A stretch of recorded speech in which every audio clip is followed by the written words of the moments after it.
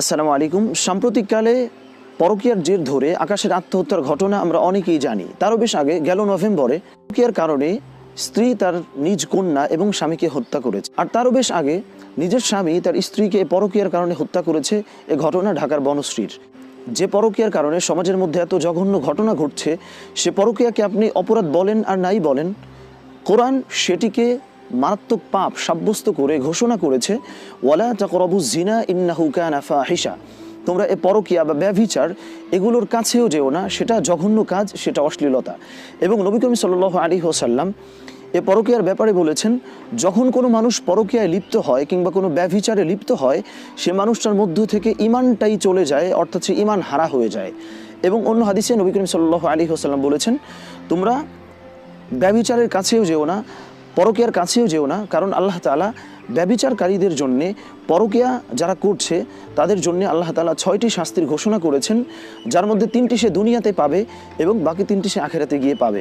অর্থাৎ কোরআন হাদিস বিশ্লেষণ করে আমরা এটাই বুঝতে পারছি যে কোরআনের দৃষ্টিকোণ থেকে, হাদিসের দৃষ্টিকোণ থেকে পরকীয়া হচ্ছে মারাত্মক গুনাহের একটি কাজ এবং এটি হচ্ছে একটি অপরাধ। এবার চলুন আমরা দেখে নিই কেন এ পরকীয়া হয়। তো 3টি কারণেই পরকীয়া হয়ে থাকে, যার মধ্যে প্রথম কারণ হচ্ছে আমরা আমাদের লাইফ পার্টনার চুজ করতে গিয়েই ভুল করি। আপনি যখন চরিত্রকে দূরে রেখে সৌন্দর্য, টাকা পয়সা কিংবা অন্য কোনো কিছুকে প্রাধান্য দিয়ে আপনার লাইফ পার্টনারকে পছন্দ করবেন, বাছাই করবেন, তার মানে প্রকারান্তরে আপনি ধরেই নিচ্ছেন যে চরিত্রের চেয়ে টাকা পয়সা আপনার কাছে বড়, চরিত্রের চেয়ে সৌন্দর্যটা আপনার কাছে বড়। তার মানে চারিত্রিক কোনো কারণে যদি আপনাদের দাম্পত্য জীবনে কোনো সমস্যা হয়, তাহলে সেটির জন্য কিন্তু আপনি প্রকারান্তরে দায়ী। কারণ আপনি যখন আপনার লাইফ পার্টনারকে পছন্দ করেছিলেন, আপনি কিন্তু তখন তার চরিত্র দেখেন নাই, আপনি তখন তার সৌন্দর্য দেখেছেন কিংবা আপনি তখন তার টাকা দেখেছেন।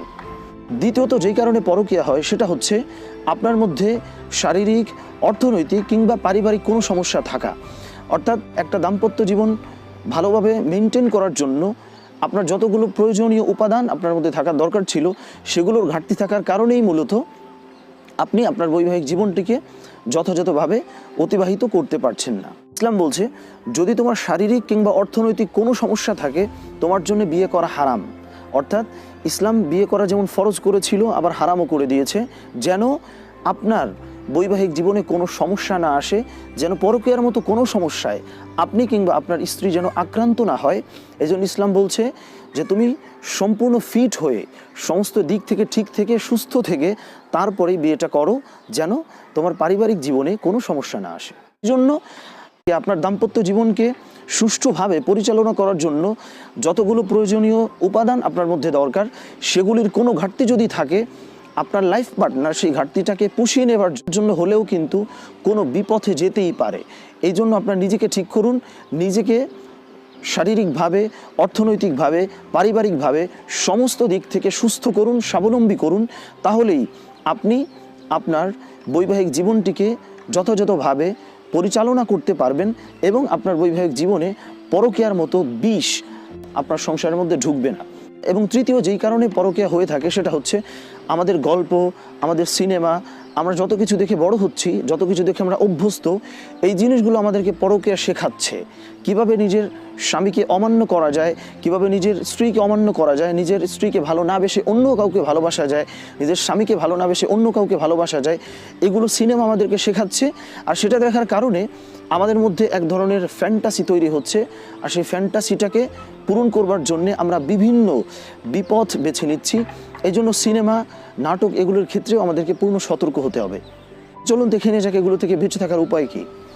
এগুলো থেকে বেঁচে থাকার একমাত্র উপায় হচ্ছে ধর্মীয় অনুশাসন প্রতিষ্ঠা করা। কারণ আপনার মধ্যে যখন ধর্ম থাকবে, আপনার মধ্যে যখন নীতিনৈতিকতা থাকবে, তখনই আপনার মধ্যে আল্লাহ নবী সাল্লাল্লাহু আলাইহি ওয়াসাল্লামের ওই হাদিসটি ঘুরতে থাকবে যে আল্লাহ নবী সাল্লাল্লাহু আলাইহি ওয়াসাল্লাম বলেছিলেন যে তোমরা যখন বিয়ে করবে, তখন লাইফ পার্টনারকে পছন্দ করার জন্যে 4টি বিষয় দেখবে, সব থেকে বেশি প্রাধান্য দিবে দিনদারি, তার চরিত্র এবং তার আচরণকে।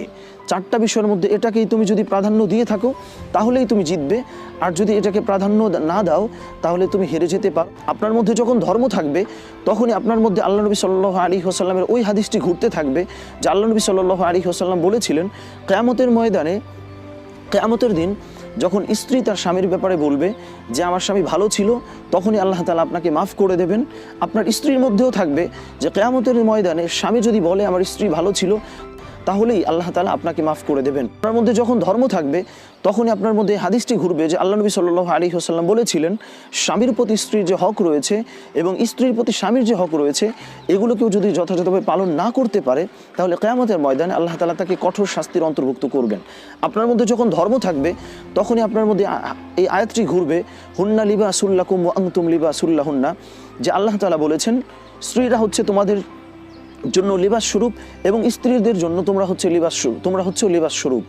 অর্থাৎ একটি পোশাক যেমন আপনার সম্ভ্রম, আপনার ইজ্জত, আপনার লজ্জা, আপনার সমস্ত কিছু, আপনার দোষ ত্রুটি, আপনার সমস্ত কিছু যেভাবে প্রোটেক্ট করছে, আপনিও আপনার স্ত্রীর সমস্ত কিছু ঠিক ওইভাবে প্রোটেক্ট করবেন এবং আপনার স্ত্রীও আপনার সমস্ত কিছু ঠিক ওইভাবেই প্রোটেক্ট করবে।